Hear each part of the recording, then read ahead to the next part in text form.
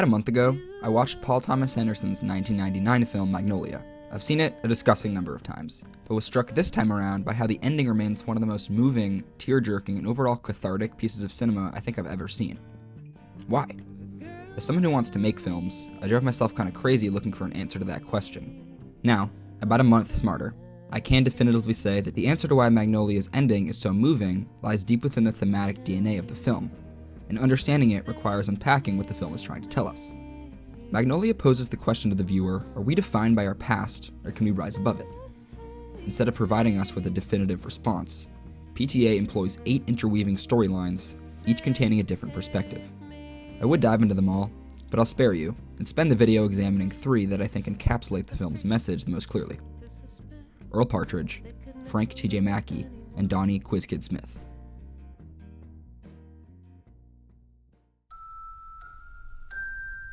We meet Earl Partridge as he dies of lung cancer. He's a cranky, vulgar, cynical old man. Do me a personal favor. Go fuck myself. You got it. Unable to leave his bed and drifting in and out of lucidity, he's ready to go. During an early conversation that he has with Phil, his caretaker, Earl gives advice on how to lead a good life and how to love. All that bullshit is true, you know.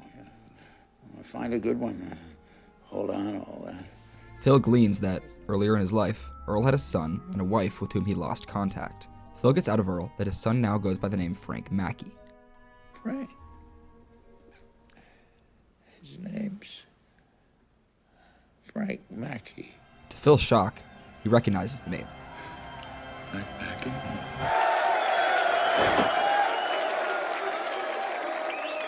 Frank T.J. Mackey is a pickup artist. Respect the cock. Through his program, titled Seduce and Destroy, he teaches his fan base how to view women as sexual objects and encourages them to embrace the fact that men are inherently bad people and that fighting their evolutionary sexual drive is futile. He brands Seduce and Destroy as a self-improvement program, teaching men how to forge their path forward in life and take what's theirs. Frank's ethos of always move forward emerges from his relationship with the past, which he states in an interview. Listen, you have to move forward. The past has its place. Stasis scares Frank. Even physically, he's always bobbing his head, fidgeting, adjusting his shirt. He's always moving. As a child, Donnie Smith was a genius. He competed on trivia game shows and was known as the Quiz Kid. Now, as an adult, Donnie grapples with his former identity, simultaneously clinging to it and trying to exist autonomously from it. Donnie is wildly in love with Brad, who works at the bar that Donnie frequents. Brad has braces, and Donnie has convinced himself that if he gets braces, Brad will love him back.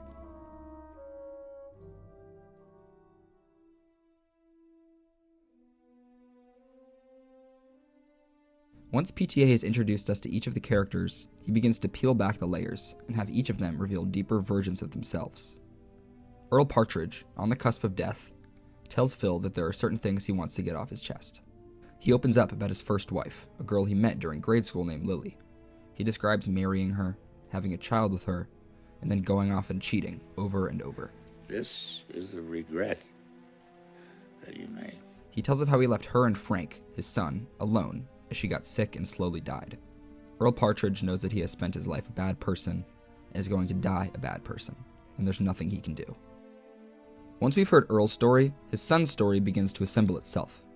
Frank was raised by an adulterous, abusive father who left him to watch his mother slowly die. I was told that your father is Earl Partridge. I was told that he left you and your mother, and that you were forced to take care of your mother during her illness, that you took care of your mother while she struggled with cancer. After her death, unable to face the trauma, Frank hid his emotions behind a hyper-masculine facade and convinced himself that women were sexual objects not worth grieving over. In short, Frank copes with the loss of his mother by becoming his father. How to fake like you are nice and caring. While his always move forward mindset has gotten him far in life, it comes from a refusal to face the past. Frank has spent his life running. He is afraid that if he stops moving, his past and associated pain will catch up with him. Bullshit! I want you to go to your white books. That's what I want you to go to. At the bar, Donnie's plans of talking to Brad are quickly derailed by an older man who holds Brad's attention through a steady stream of tips. Donnie begins to stress and drink, which causes him to ramble. He tells the nearby customers about how his parents forced him to compete on game shows and ultimately took his money and left him with nothing. Then, Donnie turns to Brad and professes his love. Hey! Hey! I love you. Though his words are obscured by other dialogue, they contain the essence of Donnie Smith's character. I'll be goddamn good for you. I won't be mad if you don't know who said what. I won't punish you if you get the answer wrong. Donnie was raised in a world where affection was conditional in his ability to answer trivia questions. He is emotionally stunted and has a severely messed up understanding of love as a result.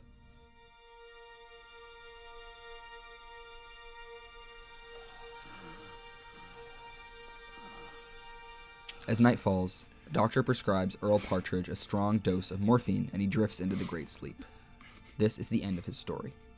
Earl Partridge's plot is unique in how inactive it is. After he mentions Frank to Phil, he becomes very passive, rambling away on his deathbed. Nothing else he does has any stake in the story. Of course, cancer-ridden and old, Earl is unable to do much more than ramble, but that's the whole point. Earl had his entire life to change, but he never did. This creates a tragic irony. His conscience has finally caught up with him, but it's too late. During his last moments, Earl speaks to Phil, to the void, to anyone who will listen. Love. Love. Love. This fucking life. Oh. It's so fucking hard. Phil finally reaches Frank T.J. Mackey with a message. Your father is about to die. Come see him. While resistant at first, Frank ultimately accepts. He wants to watch Earl die. Maybe slip in a screw you before he goes. When Frank arrives, Earl has already taken the morphine. He can still hear, but he can't respond. Frank berates Earl. Everything he's ever wanted to say. You cocksucker, I know you can hear me. I want you to know that I hate your fucking guts. You can just fucking die, you fuck. And I hope it hurts. I fucking hope it hurts. But as he does, his defenses slip away, and then Frank is sobbing. While it is sad, the scene represents an upending in Frank's arc. He has spent his life running, but now he has finally faced the beast. Earl, his trauma, himself. Frank repeats a line that encapsulates his convoluted relationship with his father. Oh God, you fucking asshole, don't go away, you fucking asshole, don't go away, you fucking asshole. The next morning, Frank emerges a confused, lost man. He has no idea who he is, but he knows that he is no longer Frank T.J. Mackey, creator of Seduce and Destroy. He is lost, but he is free.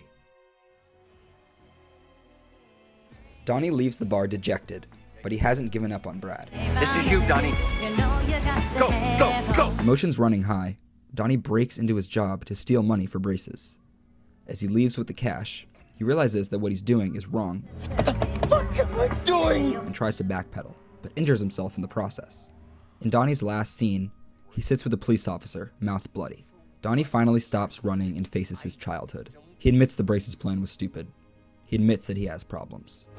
I don't know where to put things, you know? I really do have love to give. I just don't know where to put it.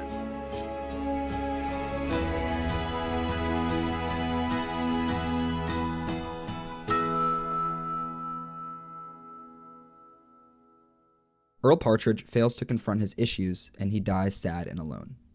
Frank T.J. Mackey faces his trauma and finally sheds the harmful and toxic walls that he's put up. Donnie also faces his issues, but is his ending optimistic or tragic? Does he have the capacity to change and become his own person, or has his childhood messed him up beyond repair? Are we our past, or can we rise above our circumstances? Magnolia doesn't give a definitive answer to this question, or a definitive ending to Donnie's story. It takes a more exploratory stance, and ultimately lets the viewer decide. The film does, however, make one definitive statement. Across all of the storylines, a common thread is identified. In order to get better, in order to escape your past, you need to face it, to accept that there is a problem. The only characters with a chance at a happy ending are the ones that eventually stop running, stop denying the presence of the issue, and let the pain flow through them. Those like Earl, who die with all that stuff still in them, seal their tragic fate. So to answer this video's driving question, why is Magnolia's ending so cathartic? Well, what is catharsis?